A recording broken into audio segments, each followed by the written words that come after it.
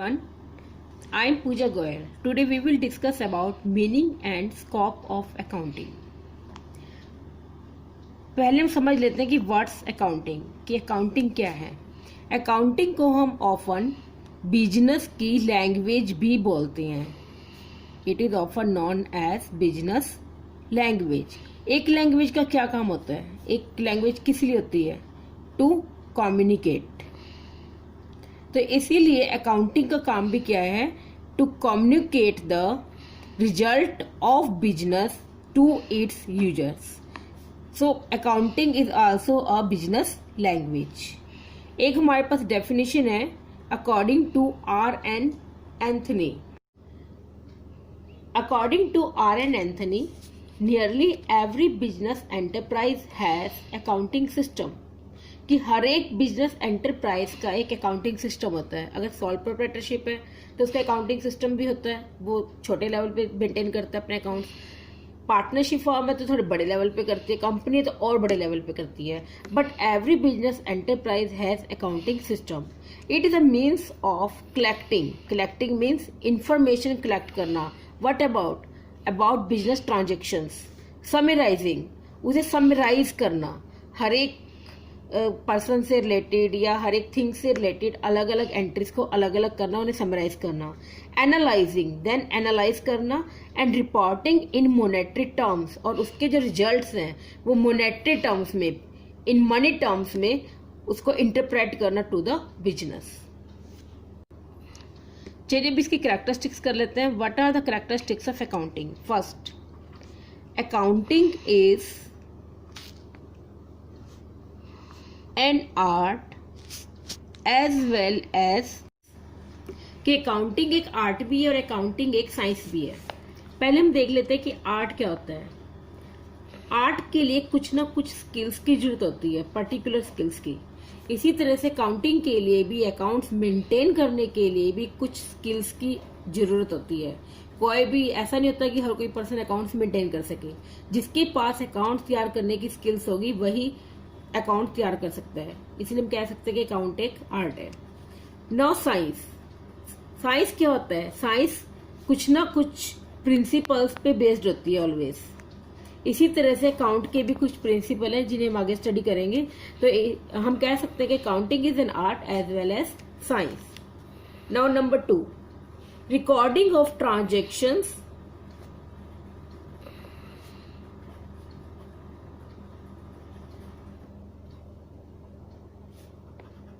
Of financial nature.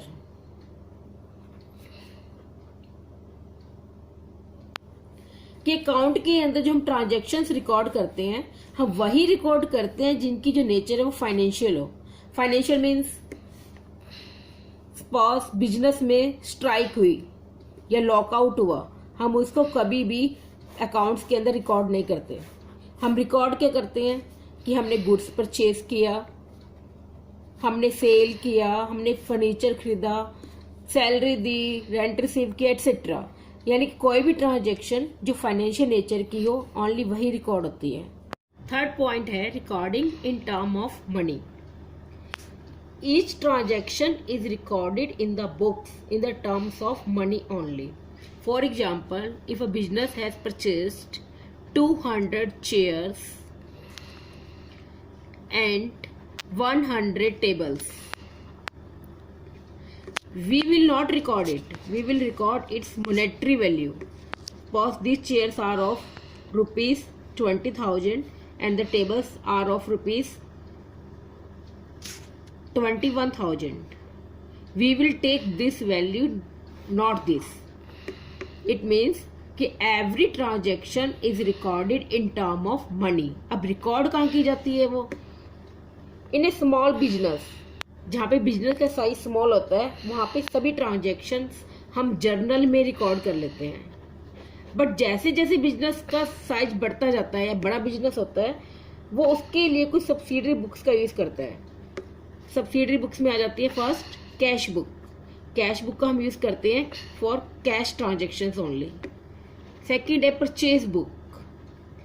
Purchase book का use होता है उधार में जो हम परचेज करते हैं, जो हम क्रेडिट में परचेज करते हैं, उनकी रिकॉर्डिंग के लिए। थर्ड पे है सेल्स बुक। सेल्स बुक का यूज होता है जो भी क्रेडिट में सेल करते हैं उनकी एंट्रीज के लिए। फोर्थ वन परचेज रिटर्न, कि जो भी परचेज हमारी रिटर्न हो गई है। सेल्स रिटर्न, जो भी हमने सेल किया था हमारे पास वापस आ गया है। 6 पे आ जाती है BR बुक्स, जितने भी बिल रिसीवेबल के लिए जो हम बुक रखते हैं। 7 पे बिल्स पेबल बुक, जो बुक हम बिल्स पेबल्स के लिए मेंटेन करते हैं। और कोई भी ट्रांजैक्शन जो इनमें से किसी भी बुक में नहीं आई उसको हम एंड में डालते हैं जर्नल प्रॉपर में। बुक्स कितनी रखी जाएंगी डिपेंड करता है बिजनेस के साइज पे। फोर्थ में आ जाता है classify. After recording the transactions in journal और subsidiary books the transactions are classified. अब क्लासिफिकेशन का मीनिंग क्या है? Classification is the process of grouping the transactions of one nature at one place, कि एक नेचर की जितनी भी ट्रांजेक्शन्स हैं उन्हें एक प्लेस पे, एक पर्टिकुलर प्लेस पे रिकॉर्ड करना, ये होता है क्लासिफिकेशन। क्लासिफिकेशन हम करते हैं लेजर में। लेजर के अंदर हम furniture account, cash account, sale account, purchase account, हर एक अकाउंट हम अलग अलग मेंटेन करते हैं और अलग अलग से सब एंट्रीज की क्लासिफिकेशन होती है। फिफ्थ वन है summarising.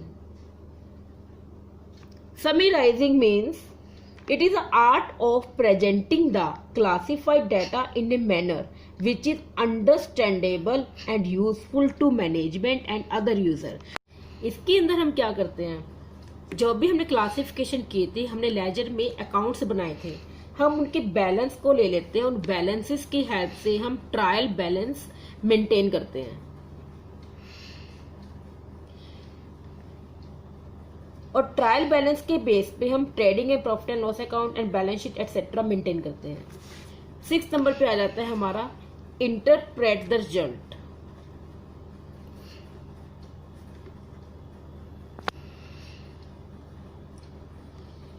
In accounting, the result of the business are presented in such a manner that the parties interested in the business, अब कौन कौन सी पार्टीज इंटरेस्टेड होते हैं बिजनेस में, such as proprietors, managers, creditors, employees etcetera, can have full information about the profitability and the financial position of the business.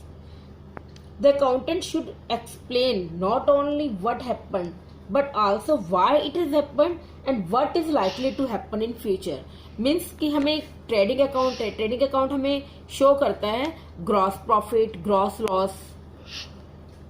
तो account हमें सिर्फ ये नहीं बताता कि ग्रॉस प्रॉफिट कितना हुआ, ग्रॉस लॉस क्या हुआ, बल्कि ये भी बताता है कि लास्ट ईयर से हमारी पोजीशन क्या चल रही है और आगे क्या रहेगी।